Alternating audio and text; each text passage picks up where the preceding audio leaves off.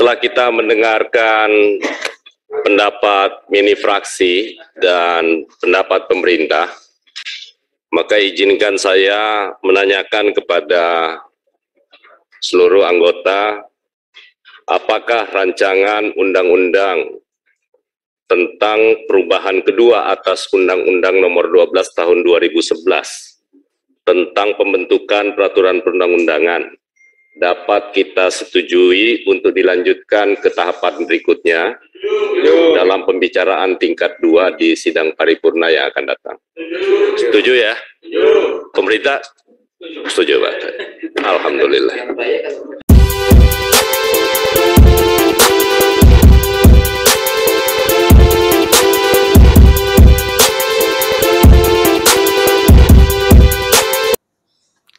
Apa kabar kawan-kawan? Salam solidaritas. Berdasarkan putusan Mahkamah Konstitusi, Undang-Undang Cipta Kerja atau yang biasa kita kenal sebagai Omnibus Law dinyatakan inkonstitusional bersyarat. Oleh karena itu, diperintahkan kepada pemerintah dan DPR untuk memperbaiki Undang-Undang Cipta Kerja dalam kurun waktu 2 tahun. Jika dalam kurun waktu 2 tahun tidak dilakukan perbaikan, maka Undang-Undang ini akan menjadi inkonstitusional permanen. Demikian salah satu bunyi putusan Mahkamah Konstitusi yang dibacakan pada tanggal 25 November 2021. Dengan kata lain, pemerintah dan DPR memiliki waktu hingga November 2023 untuk melakukan perbaikan terhadap Undang-Undang Cipta Kerja. Pasca putusan itu, kaum buruh bersama-sama dengan elemen gerakan yang lain terus menyuarakan agar Undang-Undang Cipta Kerja bisa dibatalkan.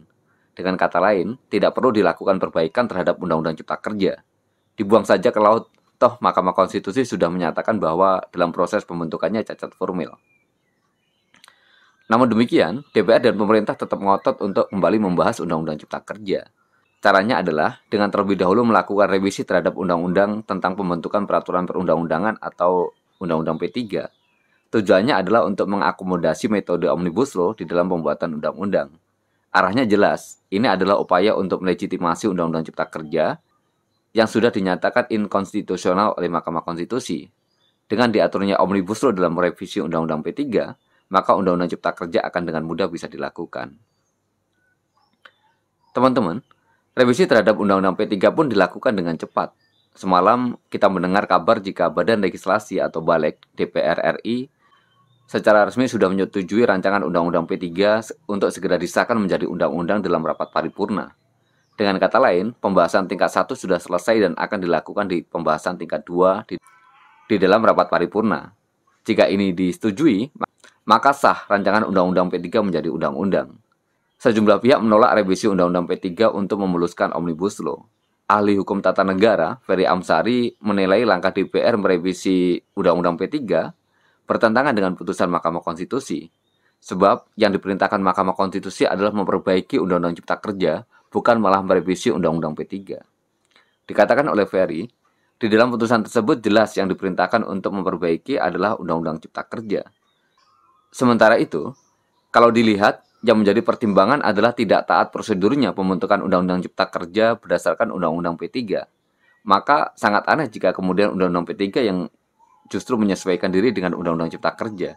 Padahal yang diminta adalah Undang-Undang Cipta Kerja yang menyesuaikan diri dengan Undang-Undang P3. Hal senada juga disampaikan pengajar Hukum Tata Negara di Jentera Law School, Bivitri Susanti, yang mengatakan bahwa Mahkamah Konstitusi memerintahkan agar Undang-Undang Cipta Kerja dibentuk dengan memperhatikan unsur partisipasi masyarakat yang bermakna dan asas-asas pembentukannya. Sementara itu, dosen Hukum Tata Negara dari Universitas Bung Hatta, Helmi Chandra, dia menilai bahwa DPR hanya mencari jalan pintas demi memuluskan metode Omnibus Law.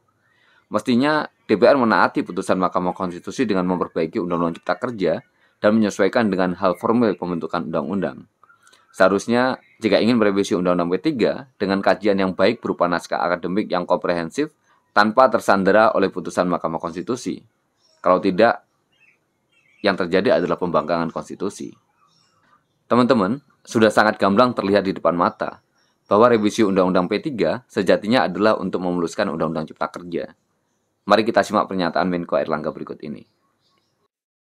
RUU perubahan kedua Undang-Undang pembentukan peraturan perundang-undangan yang diinisiasi dan disusun oleh DPR RI merupakan salah satu tindak lanjut dari putusan Mahkamah Konstitusi nomor 91 PUU/18/2020 atas pengujian formal Undang-Undang nomor 11 tahun 2020 tentang Cipta Kerja.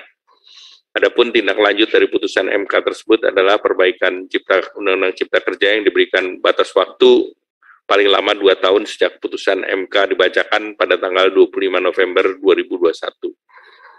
Berkaitan dengan hal tersebut, izinkan kami atas nama Bapak Presiden untuk menyampaikan ucapan terima kasih dan penghargaan kepada DPR RI yang telah mengambil inisiatif dalam menyiapkan RUU perubahan kedua Undang-Undang Pembentukan Peraturan Perundang-undangan ini.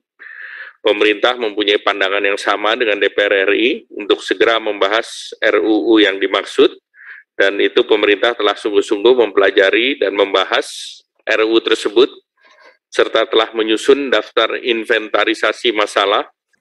Bahkan dalam berita online yang diterbitkan oleh Pikiran Rakyat, Erlangga menegaskan bahwa pemerintah serius untuk membahas revisi Undang-Undang P3. Menurutnya, penyelesaian perubahan Undang-Undang P3 akan menjadi dasar bagi perbaikan Undang-Undang Cipta Kerja yang dinyatakan Mahkamah Konstitusi inkonstitusional bersyarat.